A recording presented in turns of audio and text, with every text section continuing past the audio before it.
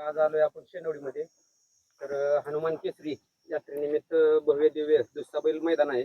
तर आयोजक आहेत. तर कसं नियोजन केलंय बघूया आपण. नमस्कार दादा. नमस्कार. जे मैदान होणार आहे दुसरा बैल, त्याचं नियोजन कसं असणार आहे? नियोजन सालाबाद प्रमाण राजपक्षावर उरुसानिमित्त आणि जयंतीनिमित्त यात्रा रथोत्सव. तर जे काही नियम आहेत अखिल भारतीय बैलगाडा संघटना, त्या नियमानुसारच रितसर फेरफारून सगळं नियोजित केलं आहे. तर सरपंच आहे ते बबन माळी. नमस्कार. मैदानाबद्दल काय सांगचाल? बैलगाडी क्षेत्रामध्ये आता जे नवीन येणार आहेत आपल्या मैदानासाठी, त्यांच्याबद्दल काय सांगचाल? बैलगाडी क्षेत्राचा विषय असा आहे, आता बैलगाड्याचं मैदान ही शेनवडी गावात काही पहिलं नाही.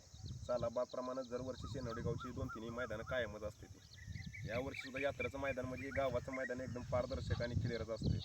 आणि मुळात आमचं वैयक्तिक मैदान असतं तरी कुठल्या गोष्टी त्याला अडचण नसते. बक्षीस ही योग्य ती दिलं जातं किंवा नियमात निकाल ही सगळं योग्य ती योग्यच असते आमचं.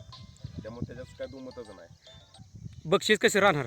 बक्षीस आता आपलं 71, 51, 31, 21, 15, 11, 7 या प्रमाणात आहे. आणि जर गाड्या कमी आल्या तर बक्षिसामध्ये काय होईल? कमी आल्या तरी बक्षीस तेवढंच दिलं जाणार आहे. बक्षिसात काय 1 रुपयाची अजिबात कुणाला कमी दिलं जाणार नाही किंवा काय नाही. क्वार्टर फायनल 2000 रुपये बक्षीस 30 दिलं जाणार. पल्ला कसा राहील आपला? पल्ला आपला 800 फूट आहे. रेवट्याची फाटी आहे. फाटी एकदम प्लेन केली. फाटी तुम्हाला दिसेल आता यूट्यूबमध्ये, तुम्हाला दावतेलीच फाटी पाठीमाग कशी आहे. आणि जर बैल मालकांना येण्यासाठी मार्ग कसे राहतील? बैलगाडी मालकांनी याचं झालं तर आता ज्यांना आपल्या कराड भागातून येणार आहे ते त्यांनी आपल्याला इकडून चोराड मार्ग यायचा आहे. चोराड फाटीला तुम्ही आता चोराड फाटीपासून एक पुनवडी गाव पास केले की शेनवडी येते. ज्यांना इकडून आपल्या बारामती फलटण ह्या साईडनं याचा ह्यांनी शिरसवडी होळीचं गाव करून वडूज मार्ग इकडे येत आहे. आणि शेनवडी गावात अगदी दरवर्षीप्रमाणे आपल्या मराठी शाळेच्या पाठीमागच आपली फाटी आहे.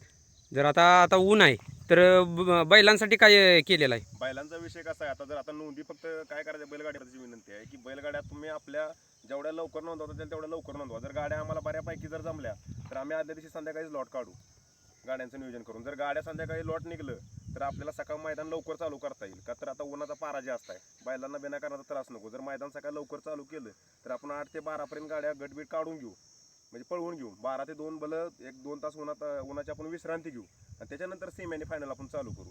ह्या मापात आपलं नियोजन आहे. म्हणजे यात्रा कमिटीचं आपल्या म्हणजे सर्व बैलगाडी शौकीनांचं इथं त्या पद्धतीनं बैलगाडी मालकांनी जेवढ्यात लवकरात लवकर नोंद करता येईल तेवढ्या नोंदी करून घ्या. नोंदींचं उद्याला तुम्हाला नंबर आणि ते सगळं पडतंय. पावती पुस्तक पोरांच्याकडे पोहोचू देते उद्याला. त्यामुळे जेवढं होईल एवढ्या लवकर नोंदी करा, म्हणजे लॉट आपल्याला शक्यतो करून संध्याकाळीच काढता येतील आदल्या दिवशी.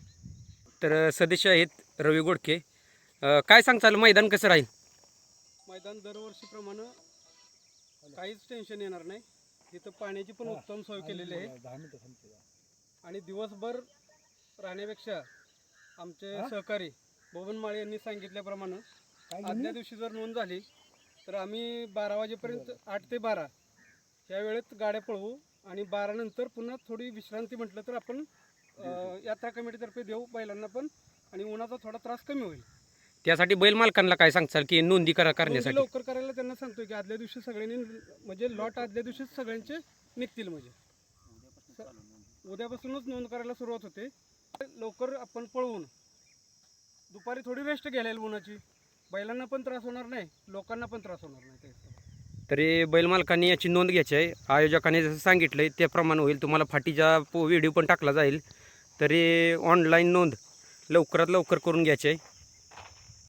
आयोजकांनी सांगितल्याप्रमाणे फाटी पण व्यवस्थित केलेली आहे, रेवट्याची आहे आणि पुढं पण पल्ला आहे, जेणेकरून की गाड्या थांबायला तुम्ही बघू शकताय. झाडी आहे जेणेकरून बैलांना सावली बांधायसाठी आहे. दोन्ही साईडला बॅरिकेड राहणार आहे 150 ते 200 फूट. आणि रितसर ही मैदान होणार आहे.